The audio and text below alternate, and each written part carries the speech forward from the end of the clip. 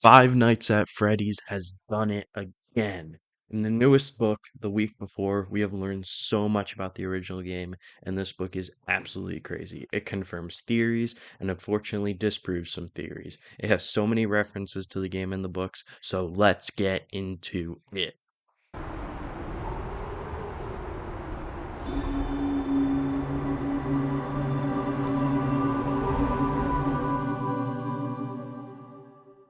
Before we start, I have a couple of disclaimers. One, this video contains spoilers. I am holding nothing back.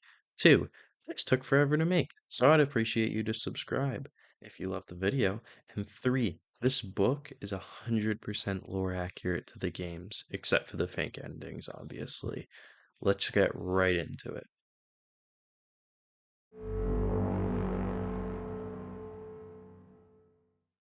So, in this book, we play as Phone Guy from FNAF 1.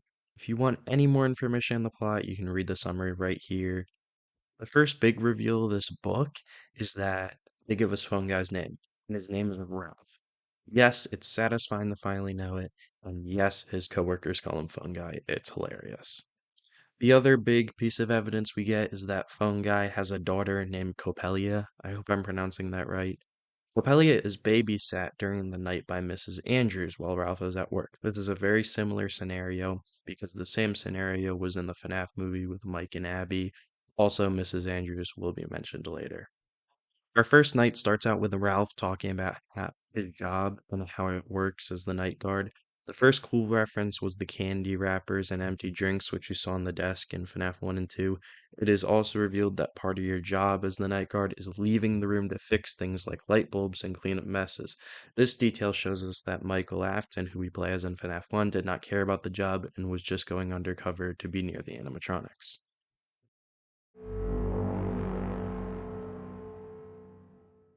Oxy is the most reoccurring animatronic in this book, and due to this, we have learned a lot about him.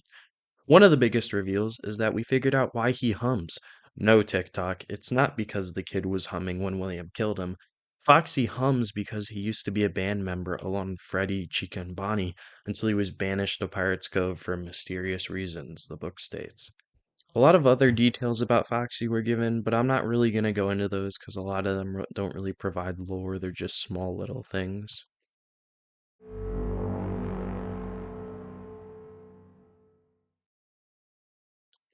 In the book, we learn about Dave, Ralph's friend and maintenance. This character is William Afton. Yes, William Afton shows up in this book, and yes, he is using the alias from the Silver Eyes Dave. Couple details to prove this is that he always answers his phone in the middle of the night because he's probably working in the sister location bunker. That's what I think, at least. And two, he knows a lot about how the animatronics assembly works. Plus, maintenance would be the perfect cover to be able to tamper with the animatronics, which we know he does in the FNAF 1 location.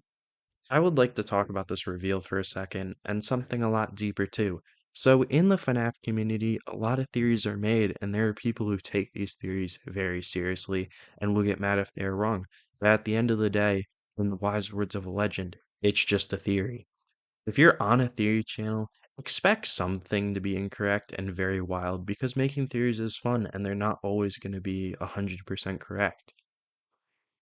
Now, you might be thinking, why do I mention this? Well, it's because of Hyper Droid's video saying that the crying child's name is Dave. This theory was so much fun to watch, and to be honest, up until this book was released, I was a strong supporter of it.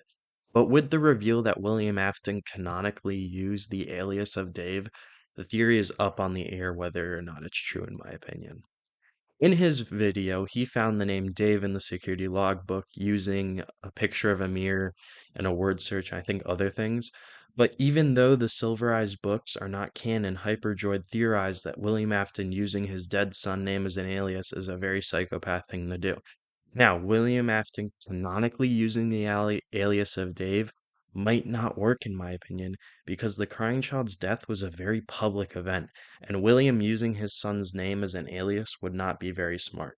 Like it or not, William Afton was a very intelligent person because of his technological advancements with the fun times, and the fact that he murdered a lot of people and never got caught. This theory could still be true, and to be honest, I really hope it will be confirmed. There's three ways to look at this. One, them making the Dave alias canon is disproving the crying child's name being Dave. Or two, them bringing it up again confirms that the name is Dave. Or three, it's just a reference to the book and this has nothing to do with the crying child.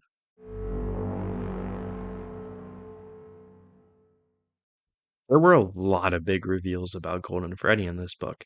The first big reveal is that he has the ability to enter the minds of others and cause hallucinations and voices, which was already assumed because of his behavior in the games. The other thing is that Cassidy is apparently a girl because Golden Freddy had the ability to use a woman's voice to speak to Ralph. My theory is that this is Ralph's wife's voice being used, and the voice was basically saying she's safe, talking about Ralph's daughter. So I think it might be Ralph's wife, who we assume is dead. The other big reveal was that he is indeed possessed by the crying child and Cassidy. This is supported by the sounds of the child crying from Golden Freddy, and it says you could hear the giggles of a mischievous child. The mischievous child is obviously Cassidy. A mischievous child would never be used to describe the crying child. It almost seems like it's going out of its way to show how opposite the two souls are in Golden Freddy. This is a direct reference to the Stitch Wraith from the Fazbear Frights book. The Stitch Wraith contains Andrew and Jake, a new confirmed parody of the Crying Child and Cassidy, which was theorized a long time ago by game theory. Golden Freddy being a dual possessed animatronic has always been just a theory, but it being confirmed now is huge.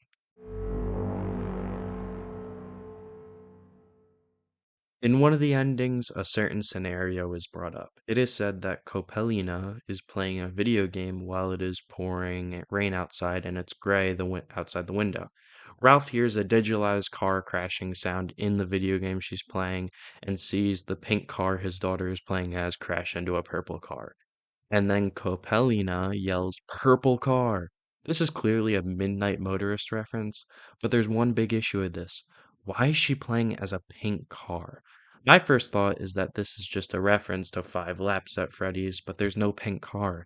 There is a cupcake car that is pink, but that feels like something Ralph would notice if it was a cupcake car. Does this mean we are getting a Midnight Motorist sequel minigame in the next FNAF game? Because the pink car makes zero sense.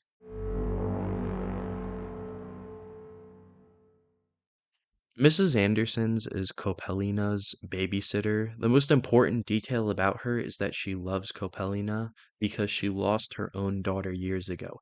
This is very important. I believe this is Susie's mom. Susie is the girl who possesses Chica. It can't be Charlie's mom and it can't be Elizabeth's mom because that woman is still married with the last name Anderson because it uses Mrs. This is insane because this is the first time we've ever heard or interacted with one of the missing children victims' parents. If this theory could get more evidence and support, because it is kind of rocky and this could get possibly confirmed in the future, that would be insane. This is a good time to tell you guys to drop your own theories in the comments. Looking forward to seeing and responding to y'all's theories.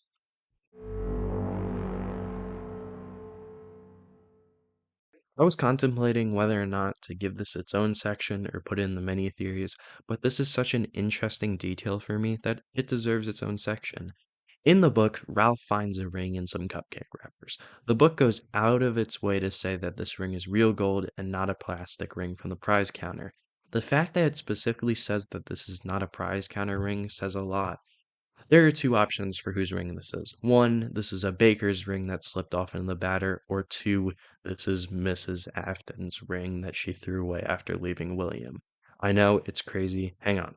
Even though after first reading this, I was really hoping this was Mrs. Afton's ring, while it's possible, it's very unlikely due to a couple of things. The ring is later used as a Lord of the Rings bonding moment between Ralph and his daughter. Also, the only piece of jewelry bakers and cooks are allowed to wear is just a plain wedding band, which is exactly what we find. While it's a cool theory that this is Mrs. Afton's ring and she threw it away after leaving William, it's very unlikely, and the focus on the ring was just for a Lord of the Rings reference in this book.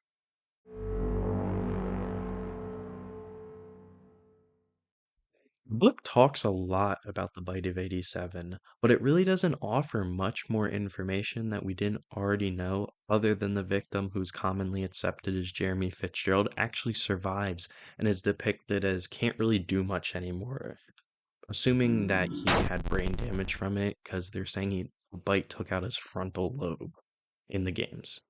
Mangle and Foxy are the two main candidates for who commits the bite. The book doesn't really offer much explanation on who the true victim is, other than confirming it happened between FNAF 2 and FNAF 1. I'm gonna see if I can do a little research and come up with a third candidate for who committed the bite. It's a long shot, but I think I might have an idea on who could have also done it.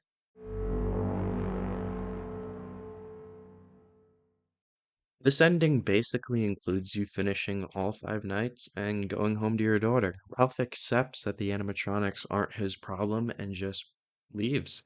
This is probably the best ending you can get in the book.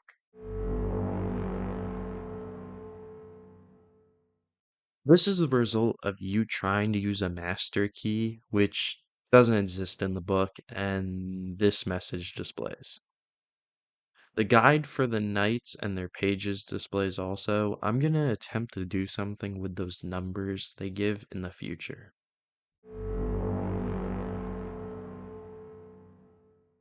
This is very similar to the first ending, but it actually shows you going home to your daughter, but it also shows you up late at night wondering how Ralph can keep his daughter safe from the animatronics.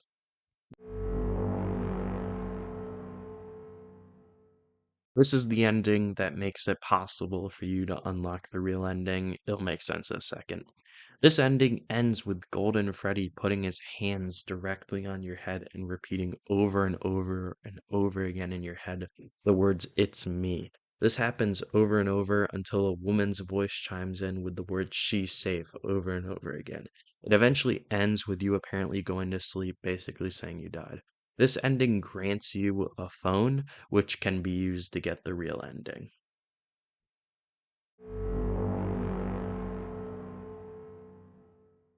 By using the phone to record messages for next week's night shift, you unlock the real ending. We know that this is the real ending because while the other endings are labeled as the end with all sorts of punctuation, this one is just simply the words the end. So we know it's the real one, and it's the one that works with the games the best. In the games, Fungi records 4 messages for you and then dies. But in this book, it is revealed that Fungi made it to the 5th night. This is possible because he just simply forgets to record Night 4's message and records it on Night 5.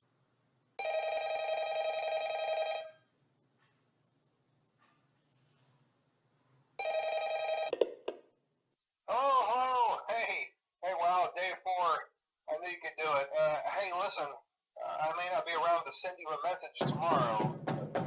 It's been a bad night here for me. I'm kind of glad that I recorded my messages for you when I did. Hey, do me a favor. Maybe sometime you could check inside those suits in the back room. I'm going to try to hold out until someone checks. Maybe it won't be so bad. I always wondered what was in all those empty heads back there. You know. Oh no.